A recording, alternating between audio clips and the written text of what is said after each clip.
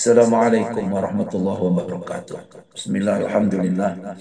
Wassalatu wassalamu ala rasulillah Sayyidina Maulana Muhammad ibn Abdillah wa ala alihi wa sahbihi wa wala amma ba'd. Alhamdulillah ikhwan akhwat yang dirahmati Allah subhanahu wa ta'ala. Alhamdulillah wa syukrulillah. Sama-sama kita panjatkan puji syukur kita kehadirat Allah subhanahu wa ta'ala atas segala karunia-Nya, kesehatan dan kesempatan yang Allah berikan kepada kita. Dapatlah hadir sama-sama ya dalam majelis khusus yang lingkungan kita. Salawat dan salam mudah-mudahan tetap dicurahkan ke hadirat Rasulullah Sallallahu Alaihi Wasallam. Baik ikhwan akhwat yang dirahmati Allah Subhanahu Wa Taala, insyaallah perkongsian kita yang ada kitabnya muka surah 231. Keistimewaan di antara keistimewaan manusia yang keempat. Ya. Namun sebelumnya sama-sama kita baca surah Al-Fatihah lagi, kita tujukan pada Rasul Sallallahu Alaihi Wasallam, keluarganya, sahabat-sahabatnya, dan juga pengikut sahabat hingga ke hari kiamat. Lalu kepada guru-guru kita, orang tua kita, kepada pendahulu-pendahulu kita. Bil khusus kepada mu'alif hadal kitab, sahibu sirri wafi wal akhlaqin naki wal fahmi sofi, Sayyidina Syahmad Asrari Saki radhiyallahu anhu wa anallahu bihi wa bi'ulumi wa bi'asrari bidarani amin. Al-Fatihah. Bismillahirrahmanirrahim. Alhamdulillah rabbil alamin. Wassalatu wassalamu ala Sayyidina Muhammadin wa ala alihi wa sahbihi ajma'in. Ya Rahman ya Rahim.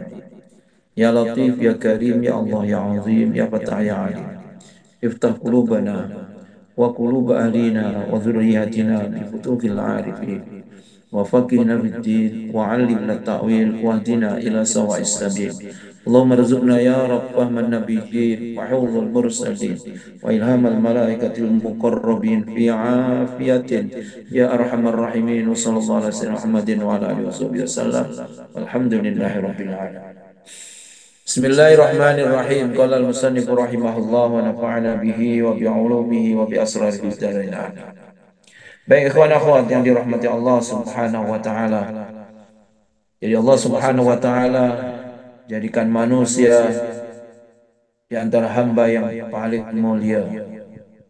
Maka banyak keistimewaan-keistimewaan yang Allah berikan kepada manusia. Keistimewaan yang keempat yang Allah berikan kepada manusia, Allah Subhanahu wa taala menjadikan hati manusia menurut fitrahnya, asal ciptaannya, layak untuk mengetahui hal-hal yang bersifat nyata dan benar. Itu secara fitrahnya begitulah. Sebab fitrah manusia adalah bersih. Ya. Fitrah manusia yang lahir dalam keadaan normal, ini yang lahir dalam keadaan normal, maka sudah selayaknya untuk mengetahui hal-hal yang bersifat nyata dan benar.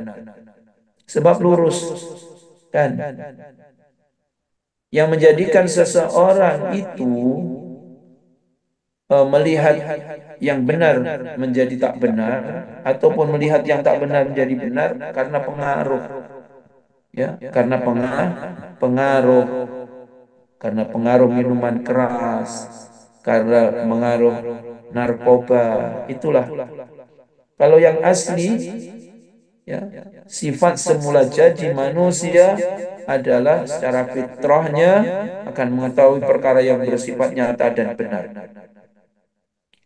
Maka itu diantara doa yang kita pohonkan kepada Allah, Allahumma arinal haqqa haqqa warzuqna tiba'ah wa arinal batila batila warzuqna jtinabah. Ya Allah, tunjukkanlah kami yang benar itu benar dan berilah kepada kami kekuatan untuk mengikutinya. Dan tunjukkanlah kepada kami yang batil itu batil dan berilah kami kekuatan untuk menjauhinya.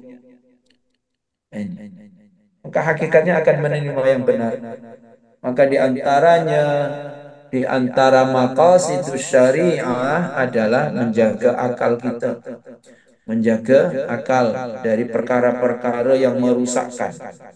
Ya, ini baik. Dan juga dapat menerima hakikat-hakikat pengetahuan. Ya, pengetahuan Sebab memang Allah memberikan kita akal untuk berpikir. Maka kita wajib menjaga akal dari perkara-perkara yang merusakkan tadi. Kan? Kenapa khamr itu haram? Sebab ia merusakkan akal. Kan? Segala sesuatu yang merusakkan akal maka dihukumkan haram. Kullu muskirin khamrun wa kullu khamrin haram. Setiap perkara yang memabukkan, yang mana dengan mabuk itu akan menjadikan akal kita tak dapat berpikir dengan secara logiknya. Ini, maka secara hakikatnya dapat menerima pengetahuan. Tapi begitulah karena pengaruh-pengaruh tadi sehingga susah nak menerima pengetahuan. Serta siap dan kuat menerima amanat dan tanggung jawab. Hakikatnya begitu. Secara asasnya siap menerima amanat dan tanggung jawab. Tapi karena pengaruh-pengaruh lah, pengaruh-pengaruh yang pada akhirnya amanatnya pun dilalaikan, tanggung jawabnya pun dibiarkan. Ini. Karena apa? Karena pengaruh. Kalau karena pengaruh benda yang baru, ya benda yang mendatang. Tapi kalau secara khilqahnya, secara sifat semula jadinya, secara asal ciptaannya, kan? Maka itu apabila Allah Subhanahu wa taala menciptakan akal itu, alastu bi rabbikum? Qalu bala, langsung jawab. Adakah aku ini Tuhan kamu? Langsung jawab. Akal itu dulu di alam arwah kan. Qalu bala. Betul ya Allah, Engkau adalah Tuhan kami. Lain dengan nafsu. Pembawaannya nafsu itu memang sombong. Nah, ini. Siapa saja dan siapa kamu? Ya. Maka jawabnya nafsu, saya ya saya, kamu ya kamu. Nah, itulah kesombongan nafsu. Ya. Jadi tidak mau mengakui dirinya sebagai hamba Allah dan tidak mengakui Allah sebagai Tuhannya. Barulah ditarbiyah nafsu itu. Ya. Baru pada akhirnya mau mengakui. Allah Subhanahu wa taala berfirman dalam surah Ar-Rum ayat 30, A'udzu billahi minasyaitonir rajim. Fa'aqim wajhaka lid-dini hanifa fitratallahi allati fataran nasa 'alaiha la tabdila li khalqillah dzalika ad-dinul qayyim walakinna aktsaran nasi la ya'lamun. Yang bermaksud, maka hadapkanlah wajahmu dengan lurus kepada agama Allah. Kan? Jangan belak-belok, lurus. Ya, lurus terhadap agama Allah, lurus terhadap undang-undang agama Allah. Nah, ini. Tetaplah atas fitrah Allah yang telah menciptakan manusia. Ya. Menurut fitrah itu. Ya. Tetaplah atas fitrah Allah yang telah menciptakan manusia menurut fitrah itu. Tidak ada perubahan pada fitrah manusia. Hakikatnya begitulah. Tidak ada perubahan fitrah pada manusia. Itulah agama yang lurus, tetapi kebanyakan manusia tidak mengetahui. Kan? Maka kalau nak ikutkan secara fitrahnya, maka semuanya akan masuk Islam. Kan? Sebab apa? Semua kullu mauludin yuladu ala fitrah. Setiap anak lahir dalam keadaan fitrah. Fa inna adabawahu yuhawidanihi au yunassiranihi au yumajjisanihi. Orang tualah, ya, kedua orang tuanya lah yang menjadikan dia jadi Nasrani, Majusi, ya, ataupun Yahudi. Ini fitrahnya secara semula jadi dia akan menerima Islam. Nah, ini fitrahnya. Tidak ada perubahan pada fitrah Allah. Itulah agama yang lurus. Jelas. Ya. Manusialah yang merubah-rubah. Nah, ini manusia yang merubah-rubah. Maka Allah jelaskan, tetapi kebanyakan manusia tidak mengerti. Nah, ini kebanyakan manusia tidak mengerti. Baik, maka secara fitrahnya manusia akan menerima kebaikan-kebaikan. Ya, karena pengaruh kotornya hatilah yang pada akhirnya susah melakukan kebaikan-kebaikan tadi. Ini karena daki-daki dosa yang ada menyebabkan kita berat melakukan kebaikan. Begitu juga dalam firman Allah dalam surah Al-Ahzab ayat 72, Allah Subhanahu wa taala berfirman, A'udzu billahi minasyaitonir rajim. Inna 'aradna al-amanata 'ala as-samawati wal ardi wal jibal fa abaina an yahmilnaha wa ashfaqna minha wa hamalaha al-insan. Sesungguhnya kami telah mengemukakan amanah kepada langit. Ya Allah berikan amanah kepada langit, kepada bumi, dan kepada gunung-gunung. Maka semuanya enggan untuk memikul amanah. Ya, ini semuanya enggan memikul amanah dan mereka khawatir akan mengkhianatinya. Dan dipikullah amanat itu oleh manusia. Ya, manusialah yang sanggup memikul amanat Allah Subhanahu wa taala. Nah ini. Yang lain takut ya, tak mampu melaksanakannya. Maka amanah itu diterima oleh Allah Subhanahu oleh manusia. Wa hamalahal insan. Ya. Berarti sifat semula jadinya manusia akan menerima hakikat-hakikat kebaikan tadi itu. Rasulullah Sallallahu Alaihi Wasallam bersabda, setiap manusia dilahirkan dalam keadaan fitrah. Kullu mauludin yuladu ala fitrah. Bersih. Walaupun anak zina, anak hasil zina, tetap fitrah. Anak orang kafir juga fitrah. Maka dikatakan kullu mauludin. Kul berarti semuanya. Siapapun anak yang dilahirkan, kan? Siapapun anak yang dilahirkan itu dalam keadaan bersih, tidak ada dosa, tidak ada noda, seperti kain putih yang bersih. Nah, ini. Kedua orang tuanya lah yang menjadikan ia beragama Yahudi. Dia lahir dalam keluarga Yahudi, maka membesar dipengaruhi oleh Yahudi. Ini ataupun Nasrani ataupun Majusi. Maka kita ini alhamdulillah ikhwan akhwat, kita lahir dalam keluarga Islam, maka alhamdulillah kita ini Islam, maka Islam kita adalah Islam warisan, kan Islam keturunan. Kan? Sebab kita lahir dalam keluarga Islam, akhirnya membesarlah menjadi Islam. Alhamdulillah. Ya, tapi ada ikhwan akhwat, saudara-saudara kita di luar sana yang lahir dalam keadaan Yahudi Nasrani, kemudian Allah memberikan hidayah dari kemudian jadilah dia mu'allaf. Nah, ini kan.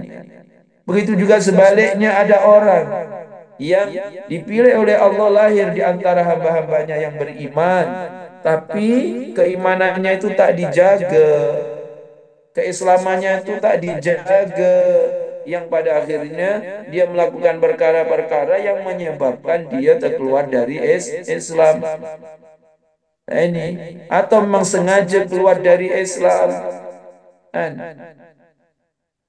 Maka pentingnya kita menjaga akidah kita, menjaga etikot kita, dan menjaga keyakinan kita dari perkara-perkara yang merusakkan keimanan kita. Maka tak cukup hanya setakat doa, Allahumma hyina bil iman, ya Allah hidupkanlah kami dalam keadaan iman. Ya, wafatkanlah kami dalam keadaan iman, bangkitkanlah kami dalam keadaan iman, masukkanlah ke dalam surga ini dalam keadaan iman. Doa saja tak cukup, mesti ikhtiar. Ya, mengukuhkan keimanan dengan bermacam-macam amal ibadah. Nah, ini dan menjauhkan diri dari perkara-perkara yang akan merusakkan keimanan. Maka itu salah satu maqasidus syariah adalah hifdzuddin, menjaga agama. Maka dilaranglah kita melakukan perkara-perkara yang merusak agama. Ini sama ada menerusi ucapan-ucapan yang menyebabkan kita menjadi murtad, ya. ucapan ataupun uh, perbuatan-perbuatan yang menyebabkan kita menjadi murtad, terkeluar dari Islam, ataupun i'tikad, keyakinan yang menyebabkan kita keluar daripada Islam. Nauzubillah min zalik. Maka pentingnya kita menjaga akidah, ya, akidah kita, akidah anak cucu kita, dari perkara-perkara yang merusakkan keyakinan atau akidah kita. Sebab kunci selamat di akhirat hanyalah akidah. Ya, kuncinya akidah, kuncinya keimanan. Maka itu dikatakan dalam surah Al-Asr, innal insana lafi khusr illa ladina amanu. Kan? Semua manusia dalam keadaan kerugian kecuali orang yang beriman. First, orang yang beriman. Orang yang berimanlah yang tak rugi pada akhirnya nanti di akhirat. Ya? Dan amal soleh. Kan? Hanya saja amal soleh itulah nanti yang membezakan. Yang penting, yang kunci yang pertama adalah iman. Maka itu kalau kita membaca Maulid Tibai, kan ada yang menyebutkan tentang umat Nabi Muhammad. Sulusu yadkhulunal jannata bighairi hisab, sepertiga masuk surga tanpa hisab. Wasulusu, kan, dan sepertiga yang kedua adalah apa? Dosanya, amal ibadahnya lebih banyak daripada maksiatnya, sehingga amal ibadahnya dapat menutupi maksiatnya, maka masuklah surga juga. Kemudian nomor tiga, ya, yang nomor tiga adalah umat Nabi Muhammad beriman tapi tak ada amal ibadahnya. Amal ibadahnya tak ada, maksiat saja. Ghairu annahum yashhaduna an la ilaha illallah wa anna Muhammadar Rasulullah. Hanya saja, ya Allah, dalam dirinya bersaksi bahwa tiada Tuhan selain Engkau, ya Allah, dan Nabi Muhammad adalah utusan Engkau. Amalannya tak ada. Ya, dah masuk neraka. Akhirnya apa? Adkhiluhumul jannata bi rahmati, ya malaikat, cari mereka, masukkan mereka ke dalam surga sebab rahmatku. Nah, ini. Maka itu kunci yang paling utama adalah keimanan. Maka kita bersyukur kita lahir dalam keluarga Islam, dan wajib kita jaga keimanan itu sehinggalah kita kembali kepada Allah Subhanahu wa taala. Diriwayatkan dari Sayyidina Jabir radhiyallahu anhu yang berkata, Rasulullah sallallahu alaihi wasallam bersabda, setiap manusia dilahirkan dalam keadaan fitrah atau suci sampai lisannya dapat berbicara. Ketika lisannya dapat berbicara, maka ada yang bersyukur, ada pula yang kufur, kan? Ada yang bersyukur, ada yang kufur. Nah, ini ada yang mengucapkan alhamdulillah, apapun keadaan dia alhamdulillah, kan? Kemudian apa? Ada yang mengkufurinya. Begitu juga diriwayatkan daripada Sayyidina Abu Hurairah radhiyallahu anhu, ia berkata, Rasulullah sallallahu alaihi wasallam bersabda, seandainya setan itu tidak menggerumuni hati manusia, niscaya mereka dapat melihat alam malakut. Allahu Akbar, Allahu Akbar. Begitulah kehebatan manusia. Nah, kalau sekiranya syaitan itu tidak menggeruputi hati kita, maka hati kita dapat melihat alam malakut. Nah, ini karena apa? Fitrahnya memang begitu. Tapi begitulah usaha syaitan. Syaitan untuk menjerumuskan manusia. Ya, syaitan karena dendam, datuknya, kan, kena laknat. Sebab apa? Tidak memberikan penghormatan kepada datuknya manusia. Ini maka iblis, syaitan terus berusaha untuk menjerumuskan anak cucu Nabi Adam. Maka itu kita sentiasa dianjurkan untuk apa? Berlindung, kan? Berlindung daripada syaitan. Maka di antara yang kita wa na'udzubika min sakhatika wan nar wa ma yuqarribu ilaiha min qaulin wa amalin wa niyatin wa i'tiqad. Kan? Kita berlindung pada Allah dari kemurkaannya dan juga dari neraka. Nah, neraka berarti juga berlindung daripada syaitan. A'udzubillahi minasyaitonir rajim lah. Kan? Sebab karena pengaruh syaitan lah, maka perbuatan kita, ya, ucapan kita yang akhirnya bertentangan dengan apa namanya, dengan syariat. Maka sekali lagi kita memohon muka-muka Allah sentiasa membimbing kita, membimbing anak cucu kita, ya, ke jalan yang diridhoi, ke jalan yang diridhoinya.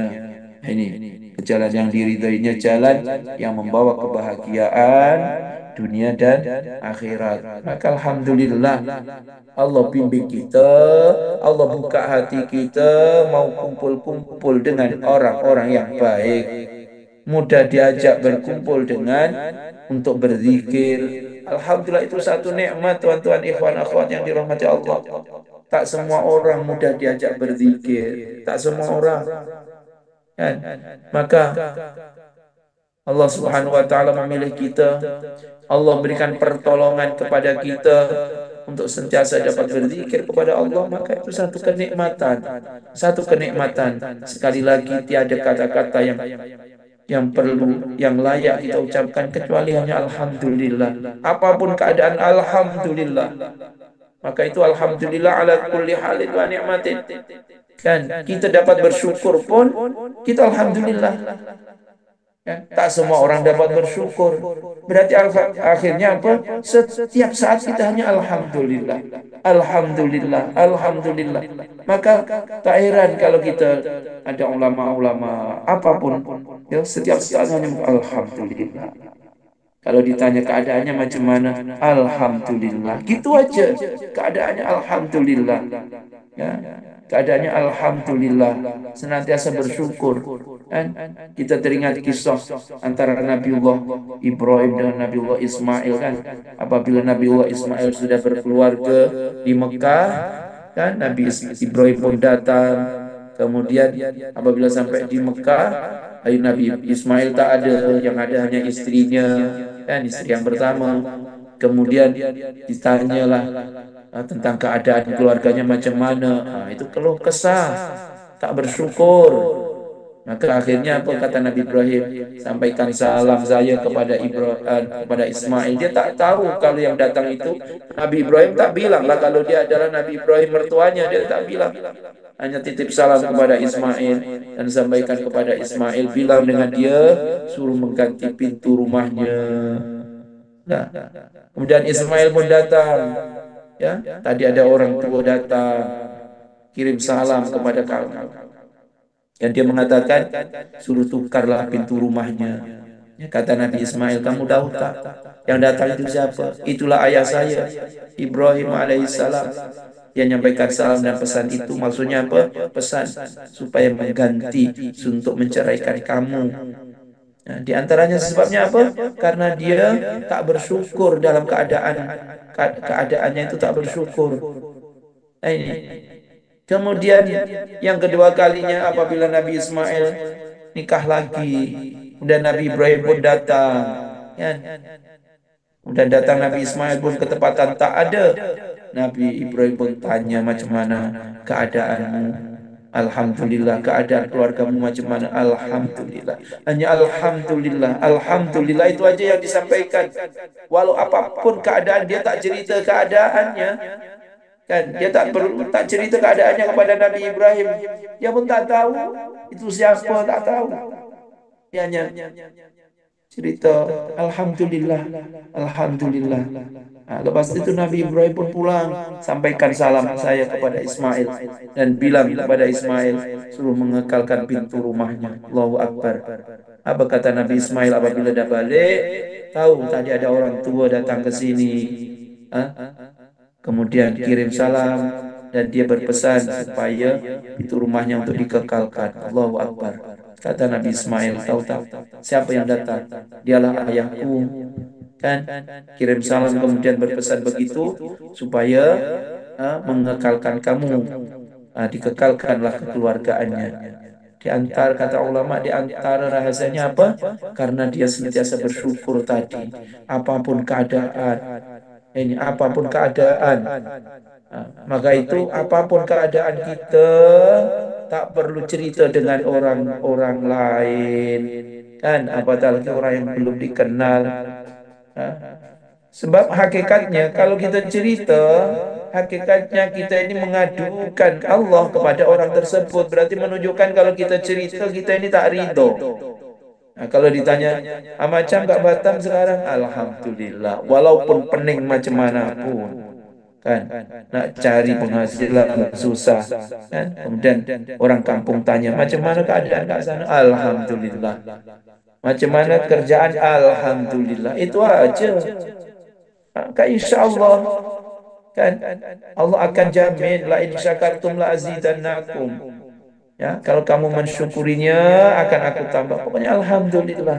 Kalau ditanya alhamdulillah. Sultan macam mana Sultan kat sana? Alhamdulillah. Nah, gitu aja. Insya Allah Allah janji tadi itu. La in syakartum la azidannakum. Kalaulah kamu mensyukurinya akan aku tambah. La azidannakum. Benar-benar akan aku tambah. Ya, tambah ketenangannya, tambah ketentramannya, ya. Yang penting sentiasa bersyukur. Syukur dengan arti kata yang sebenarnya. Ya, tak cukup hanya syukur lisannya alhamdulillah, tapi hatinya tak boleh terima. Itu tak ada makna lah. Jadi antara hati dengan lisan tak sama. Nah ini memang hatinya lapang dada, terima keadaannya, kemudian hati lisannya mengucapkan syukur alhamdulillah, kemudian disyukur jawareh pula, syukur anggota badannya. Ya, apa syukur anggota badan sesuai dengan tuntutan apa namanya nikmat tersebut. Kalau nikmat kesehatan apa tuntutannya, kalau nikmat harta apa tuntutannya, dan lain sebagainya. Ya, jadi di antara mensyukuri masa yang Allah berikan, datang majelis zikir, kan? Peninggalan daripada almarhum Kiai Nabhan, diuri-uri, dihidup-hidupkan di kecamatan-kecamatan tuh, kan? Bukan hanya yang khol akbar aja yang dijaga, yang dibesar-besarkan, tapi yang di kecamatan-kecamatan macam mana? Teruskan. Mana yang ada kesempatan sebagai bentuk mensyukuri nikmat Allah, sebagai bentuk baktinya kepada Kiai almarhum Kiai maka dihidup-hidupkanlah. Ya, mana yang ada kesempatan turun. Kalau tak ada kesempatan memang sibuk kerja, nak cakap apa? Ya, mana yang ada kesempatan turun-turun. Nah, gitulah untuk menghidupkan sebagai bentuk kesyukuran kita. Nah, ini maka moga-moga Allah jadikan kita di antara hamba-hambanya yang syukur. Moga-moga kita tidak masuk dalam kategori wa qalilum min ibadiyas syakur, dan ya. Moga-moga apa namanya kita masuk dalam kategori wa qalilum min ibadiyas syakur, sedikit sangat hamba-hamba yang bersyukur. Maka moga-moga kita ini termasuk hamba yang sedikit itulah, ya, hamba yang sedikit yang senantiasa syukur dalam arti yang sebenarnya, insya Allah. Moga-moga dengan kesyukuran itu Allah tambahkan ketenangan, Allah tambahkan kesehatan, Allah tambahkan kebahagiaan, Allah tambahkan ketenteraman, dan apapun bentuk nikmat yang Allah berikan kepada kita, insya Allah. Amin ya rabbal alamin. Begitulah ikhwan akhwat apa yang boleh dikongsikan, ya. Semoga sedikit yang dikongsikan dapat bermanfaat. Kalau ada apa pengumuman, tolong Ustaz Basit sampaikan sendiri, sebab saya menggunakan handphone ini tak boleh tengok apa-apa. Insyaallah. Rabbana anfa'na bima 'allamtana wa 'allimna ma yanfa'una wa zidna fahma. Allahumma arinal haqqa haqqan warzuqna ittiba'ah wa arinal batila batila warzuqna ijtinabah. Allahumma inna ala dzikrika wa syukrika wa husni ibadatik. Allahumma arzuqna hubbaka ya Allah wa hubba ma yuhibbuka ya Allah wa hubba amalin yuqarribuna ila hubbik. Allahumma jal jam'ana hadza jam'an marhuma wa tafarruqana min ba'di tafarruqan ma'suma. Subhanakallahumma wa bihamdik nasyhadu an la ilaha illa anta nastaghfiruka wa natubu ilaik. Wa sallallahu ala sayyidina Muhammadin nabiyil ummi asy-syafi'il musyaffa' wa ala alihi wasallam. Walhamdulillahi rabbil alamin. Hadza wal 'afwu minkum. Kurang lebihnya mohon maaf. Assalamualaikum warahmatullahi